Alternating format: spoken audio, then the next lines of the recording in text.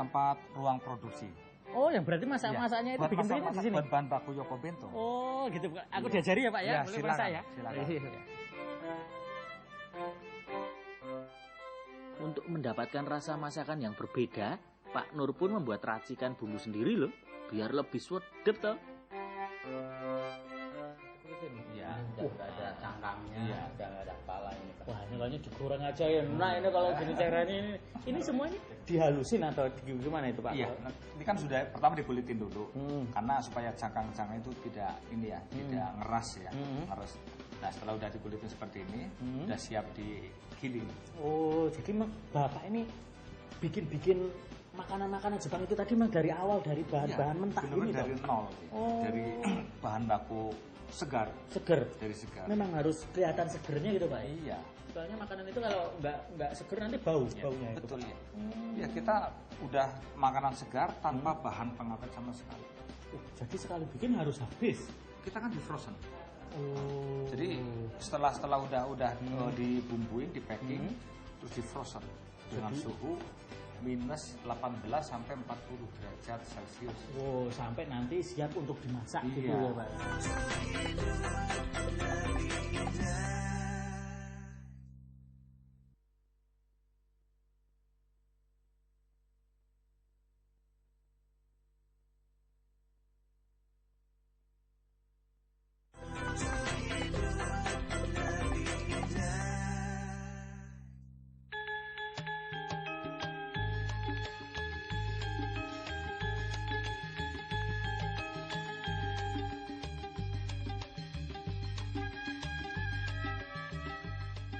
Kalau yang menu-menu Italia itu yang kayak apa itu, Pak? Ada spaghetti.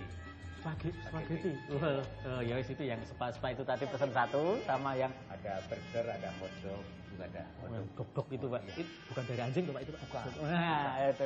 Sama minumnya yang spesial aja lah. Iya, yang lebih enak. Plus kayak aja warna biru. Oh, ya wis manut lah itu yang blue gitu lah. Bikinin ya, Mbak ya. Walah, bingung ini Mas Narko sama pemikirannya Pak Nur. Kok iso yo menu Jepang digabung sama menu Italiano ini? Wah, piye to ini? Dari gerobak kecil sekarang malah sampai menu Jepang, sampai sekarang ini menu Amerika sama Italia itu kenapa tuh, Pak? Jadi memang itu pengembangan usaha. Dari dulu berawal saya dari pedagang kaki lima, gerobakan, fried chicken, terus berkembang jadi Japanese food restaurant atau masakan Jepang. Nah sekarang pengembangan lagi ke kafe. Oh, biar orang-orang bisa nongkrong-nongkrong gitu. Betul. Yang sekarang kan lagi ngetren anak-anak muda itu. Betul. Kan. Jadi sambil nongkrong bisa hotspotan untuk kalangan anak-anak muda. Wah, ini kalau menunya tambah banyak, terus cabangnya juga sudah banyak nih. Nah, cari karyawannya apa ya nggak susah itu, Pak? Saya kebetulan ngambil karyawan tuh dari kampung. Dari kampung, dari Jawa. Dari kampung-kampung kayak saya gitu. Ya, betul. Kenapa itu, Pak? Kalau karyawan sengaja datang dari kampung, itu benar-benar mau cari pekerjaan. Oh, benar-benar ya. Jadi mereka niat semangat bekerja. Semangatnya ada. Lah kalau gitu Mas Narko bisa toh jadi karyawannya. Wah, lah hitung-hitung kan bisa makan menu internasionalite itu loh. Gratis toh setiap hari. Sekalian belajar bikin usaha. Spertos ini, Pak, jangan-jangan. Bukan. Bukan. Makanan Tapi aman toh, Pak, diminum? Aman. Dijamin halal kok. Oh iya enak ya, Pak. Ternyata minuman orang Italia ini koyo ngene toh. Tak pikir ini kayak Spertos ini biru-biru. Nah, tapi rasanya ternyata yang mantep sih. Kesuksesan kini sudah diraih oleh Pak Nur. Namun jika menilik ke belakang, istri dan anak-anaknya lah yang membuat Pak Nur bisa berhasil seperti sekarang ini. Nah, itu terus kalau saya pengen tahu, Pak, yang sebenarnya membuat usaha ini sukses itu berkat siapa tuh, Pak? Apakah berkat usaha sendiri atau? Semua ini saya berkat dukungan dari istri saya yang tercinta. Oh, dari ibu gitu toh? Iya, betul. Dukungannya seperti apa itu, Pak? Ya, jadi setiap kita mau punya gagasan apapun, kita harus didampingin sama istri. Dan istri juga harus mendukung. Karena setiap kita usaha atau setiap siapapun mau usaha atau mau bekerja tanpa didukung sama seorang istri tercinta, itu biasanya nggak bakalan berjalan. Karena memang istri itu sama saja faktor pendorong untuk seorang suami. Jadi kalau istri nggak mendukung malah usahanya bisa jadi Bisa hancur. berantakan, hancur biasanya. Dalam mendidik anak-anak, Pak Nur pun punya cara sendiri. Bagas dan Eka yang kini juga sudah beranjak dewasa mulai diajarkan bisnis bapaknya.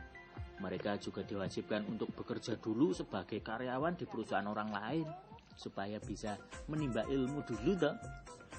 Terus ini Pak, ya, saya kan kagum nih lihat Bapak dari gerobak kecil bisa sampai punya restoran sebanyak ini. Ini sebenarnya kunci suksesnya apa toh Pak? Kunci suksesnya adalah tafakur. Tafakur. Oh, tafakur itu artinya kita harus bertekun pada yang di atas gitu maksudnya. Tafakur itu singkatan. Oh, singkatan. Iya. Singkatan apa toh Pak? Pertama T. T itu apa Pak? T itu tekad. Oh, tekad. Iya. Jadi kita harus punya tekad untuk bikin usaha. Iya, gitu. tekad. Iya. Oh, terus A-nya? Terus A. A itu aksi. Oh, jadi nggak Aksi. cuma tekad aja. Iya, kita punya aksi. Action. Harus ada action. Oh, action Iya. kayak. Terus F. Itu fokus. Fokus. Fokus. Jadi setiap kita mengerjakan sesuatu, kita fokus. Fokus pada suatu titik. Suatu titik. Apa yang harus kita kerjakan. Oh ya itu ya. Iya. Saya kalau melihat duit itu pasti fokus. Iya. A-nya yang maksudnya? Analisa. Anaknya Lisa kenapa Pak? Jadi analisa, kita harus bisa menganalisa yang harus kita kerjakan. Oh, analisa itu Analisa. apa istilahnya mengkoreksi gitu. Betul, apa? betul ya, analisa. Terus K. K itu K itu kreatif. harus punya Kreatif. daya Jadi mungkin hari ini kita bisa membuat menu apa, besok menu apa. berkreasi terus Iya, gitu. harus punya kreasi, kreatif. U-nya apa Pak? U-nya U-nya ulet.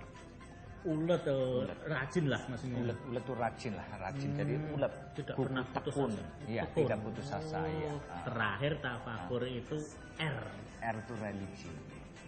religi. Religi. Jadi kita harus Ya kita harus bisa membangun agama, membangun keimanan kita. Walaupun apa bisnis sudah sukses jangan lupa sama yang di atas. Betul sekali. Oh, jadi kunci suksesnya tafakur itu, Tafakur, Pak. iya. Jadi kan usahanya jadi bisa lebih sukses lagi, membuat hidup kita jadi lebih indah ya. Iya.